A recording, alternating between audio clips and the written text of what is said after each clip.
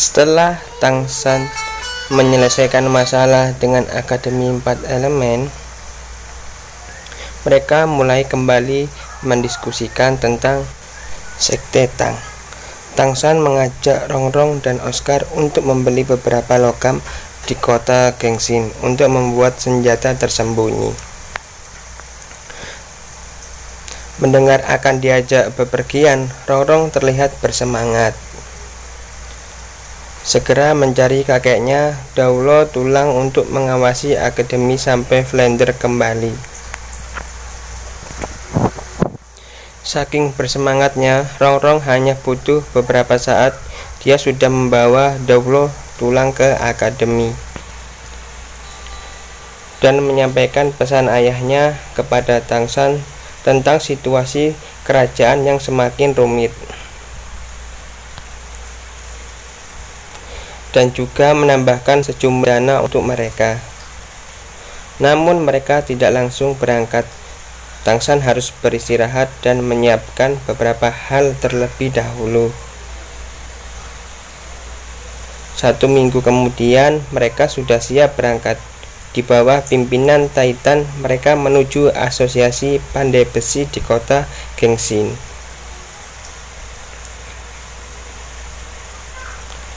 Mereka pergi setelah menyerahkan semua urusan sekte kepada tetua. Hal itu karena mereka sangat mempercayainya, terlebih lagi dengan kemampuan konstruksinya. Mungkin ketika mereka kembali, markas Sekte Tang akan selesai.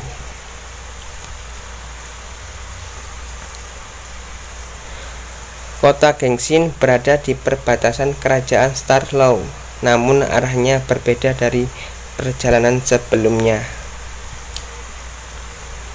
Setelah perjalanan yang cukup lama, akhirnya mereka sampai di kota Gengsin.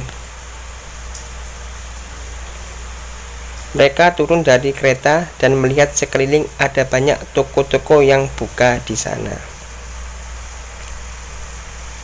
Tetua Titan mengatakan toko Gengsin adalah pusat para pandai besi. Bahkan banyak orang luar yang belajar menempa di kota ini. Para pandai besi juga ada tingkatannya, mulai dari junior sampai pengrajin surgawi. Dan salah satu pengrajin surgawi adalah Tang Hao yang ayahnya Tangshan. Di perjalanan ada seseorang yang sedang menjajakan jualannya. Dia mengatakan barangnya dibuat oleh murid pandai besi terhebat Lao Gao. Tangshan bertanya tentang Lao Gao kepada Titan. Titan mengatakan dia adalah pemimpin asosiasi pandai besi.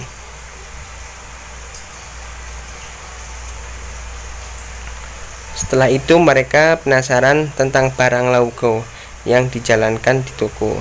Mereka pergi melihatnya dan terlihat sebuah baju armor yang menawan. Namun Titan mengatakan itu adalah sampah. Hal itu didengar oleh si penjual, lalu kemudian menghampiri Titan dan mulai berdebat dengannya.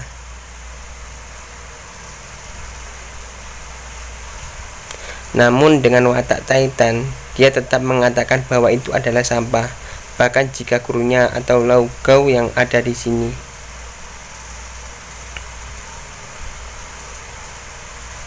Dengan suaranya yang keras, orang sekeliling pun mulai melirik mereka.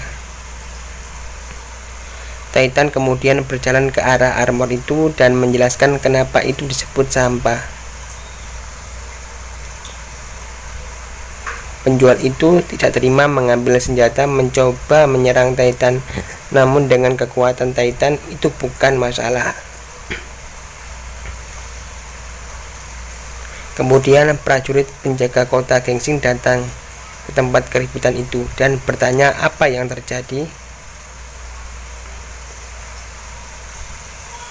Si penjual mengadu kepada pemimpin prajurit itu, mengatakan kalau Titan telah menghina Lao Gao. Ketika para prajurit itu hendak menangkap Titan, mereka dihentikan oleh Ren Yuan. Ren Yuan adalah seorang master smith jadi dia cukup disegani di kota Kengsin. Dan Yuan yang melihat Titan langsung tunduk serta menyelesaikan masalah tentang prajurit dan penjual itu. Setelah masalah selesai dan orang-orang mulai bubar, Titan kembali ke Tangshan dan meminta maaf atas keributan yang ia sebabkan. Dan Yuan merasa bingung saat Titan meminta maaf dan memanggil Tangshan dengan sebutan Tuan Muda. Namun dia tidak berani menanyakan alasannya.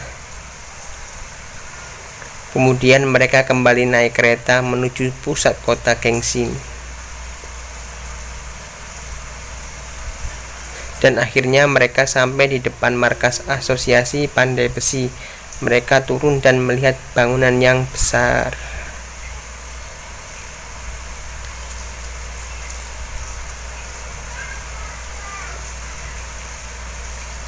Mereka memasuki bangunan itu, dan Titan menjelaskan tentang tempat itu. Tempat itu dibagi menjadi 5 tingkat. Tingkat pertama adalah tempat umum melakukan perdagangan. Tingkat kedua adalah tempat menjual barang yang cukup langka. Tingkat ketiga adalah tempat di mana para pandai besi mendaftar. Tingkat keempat adalah area lelang untuk para VIP. Dan tingkat kelima adalah tempat kerjanya asosiasi pandai besi. Mereka kemudian melihat tempat itu mulai dari lantai pertama sampai keempat. Saat menuju lantai kelima, mereka bertemu dengan penjaga pintu. Setidaknya penjaga itu memiliki tingkat ke-70. Penjaga itu mengenali Titan dan membawanya ke lantai 5. Kemudian membawanya menuju ruangan Laogao. Mereka mengetuk pintu kamar Laogao dan mengatakan Titan datang berkunjung. Mendengar bahwa Titan datang, Laogao membukakan pintunya dan menyuruh mereka masuk.